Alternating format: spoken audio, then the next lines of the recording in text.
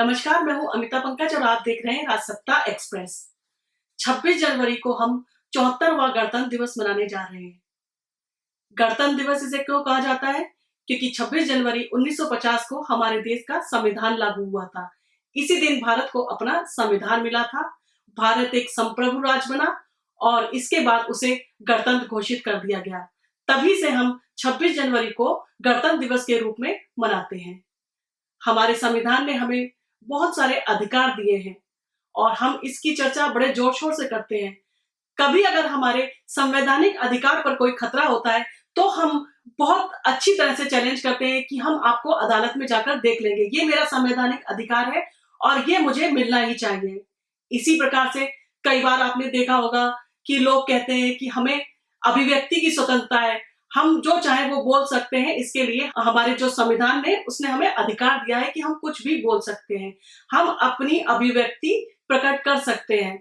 और इसी तरह से हम कई बार कहते हैं कि हमें अपनी धार्मिक स्वतंत्रता है, हम अपने धर्म का किसी तरह से प्रचार कर सकते हैं, किसी भी तरह से पूजा कर सकते हैं, किसी भी तरह से हम अपने धर्म के लिए कहते हैं हमें आजादी दी गई है कि हम उसको अच्छी तरह से अपना धर्म को मनाएंगे और उसका पालन करेंगे।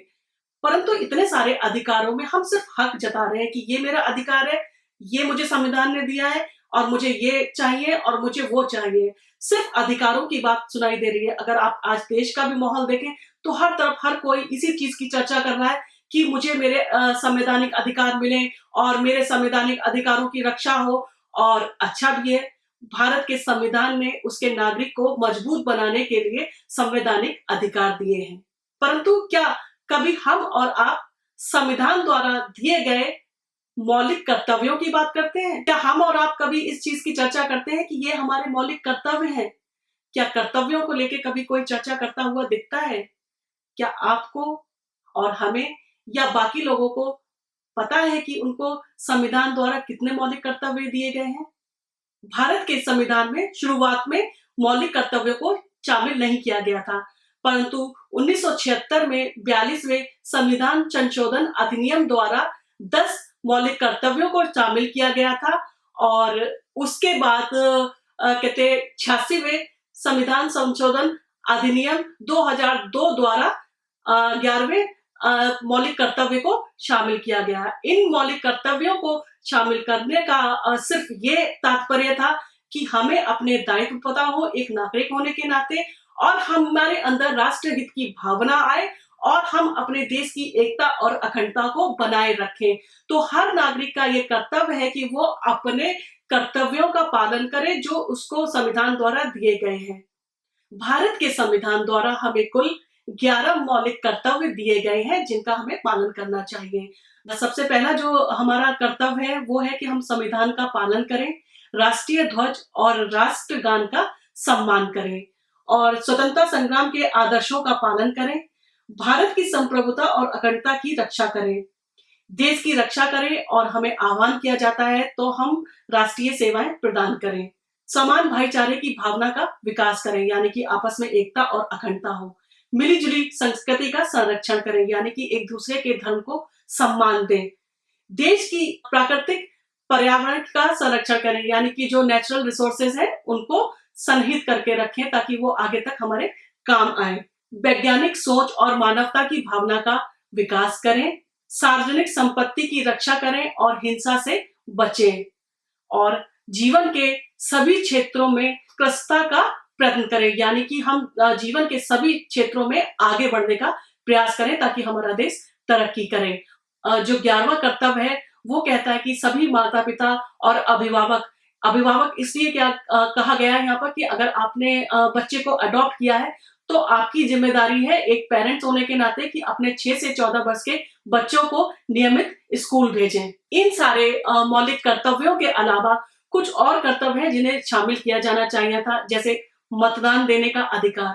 ये हमारा अधिकार है कि हम अपना मतदान दें, ये हमारा कर्तव्य होना चाहिए और ईमानदारी से हम टैक्स पे करें। इसके साथ ही परिवार नियोजन, अगर लोग परिवार नियोजन की चीजों पर ध्यान देंगे तो देश की जनसंख्या को कुछ हद तक कंट्रोल किया जा सकता है। जिस तरह से देश की जनसंख्या आबादी बढ़ रही है, लोगों के पास में नौकरियां नहीं है, तो इस सारी चीजों को ध्यान में रखते हुए सबको सुविधाएं मिले कि हर किसी को परिवार नियोजन करना चाहिए। इन सारे अधिकारों के अलावा कुछ नैतिक दायित्व हमारे होने चाहिए, जैसे कि अगर हम बिजली का प्रयोग कर रहे हैं या जल का प्रयोग कर रहे हैं, तो हम उसका उपयोग सही ढंग से करें।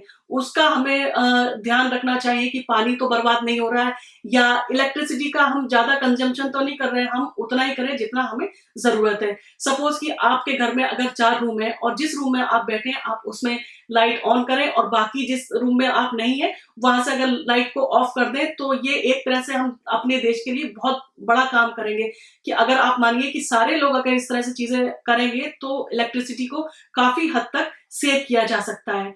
उसी प्रकार से आप ट्रैफिक नियमों का पालन करें। आप अगर बाइक या स्कूटी चला रहे हैं, तो आप हेलमेट का प्रयोग ज़रूर करें। उससे आपकी रक्षा होगी और एक्सीडेंट की दरों को भी काफ़ी हद तक कम किया जा सकता है। और उसी प्रकार से आप खाद्य सामग्री का सही ढंग से प्रयोग करें। आप देखते हैं देश में बहुत सारे लोग ऐसे हैं जिन्हें कि 2 टाइम का खाना भी नहीं मिलता है। तो आप अगर खाद्य सामग्री का प्रयोग कर रहे हैं, तो उतना ही आप लीजिए जितना कि आप उसको खा सकें। अधिक से अधिक सामग्री को ना लीजिए ताकि वो डस्टबिन में ना जाए। अगर अगर सब लोग इस सारी चीज़ों का ध्यान रखेंगे, तो कुछ हद तक हम अपने देश की प्रगति में और देश के विकास में अपनी अपना सहयोग दे पाएँगे। और कर्तव्यों का पालन इसलिए किया गया है ताकि हमारी संस्कृति की रक्षा हो और हमारे देश में एकता, अखंडता कायम रहे। उसी प्रकार से हम अगर सरकार की नीतियों से खुश नहीं हैं और अगर हम उसका विरोध करना चाहते हैं, तो हम उसका विरोध ज़रूर करें, पर हम उस तरह से विरोध करें कि हम अपने राष्ट्र की जो हमारी सार्वजनिक संपत्ति है, उसको हम नष्ट ना करें। जैसे कि बहुत सारी लोग होते हैं जो गुस्से में, आवेग में आकर रेलवे ट्रैक में आग लगा देते हैं या रेल की बोगियों को फूँक देते हैं। वो इस तरह की चीज़ें ना करें तो ज़्यादा अच्छा है, क्योंकि इस तरह से हम अपने ही पैसे का नुकसान कर रहे हैं, क्योंकि वो सारी चीज़ें हम जो टैक्स भरते हैं, उसी से ये सारी चीज़ें जो है वो व्यवस्था की जाती है। और रेलवे हमारे और आपके व्यवस्था के लिए है कि हम एक जगह से दूसरी जगह आसानी से जा पाएँ। और इन सारी चीज़ों का ध्यान रखते हुए अगर हम अपने कर्तव्यों का पालन करते हैं, तो हम अपने देश की एकता, अखंडता और अपने देश को मजबूत भी बनाते हैं। और हम एक ज़िम्मेदार नागरिक होने के नाते अपने राष्ट्र को प्रगति की ओर ले जा सकते हैं। इस 26 जनवरी हमारा ये प्रयास होना चाहिए। जय हिंद, जय भारत। बढ़कर एक खबरें आप भी जुड़िए, हमारे चैनल को सब्सक्राइब करिए और बेल आइकॉन दबाना मत भूलिएगा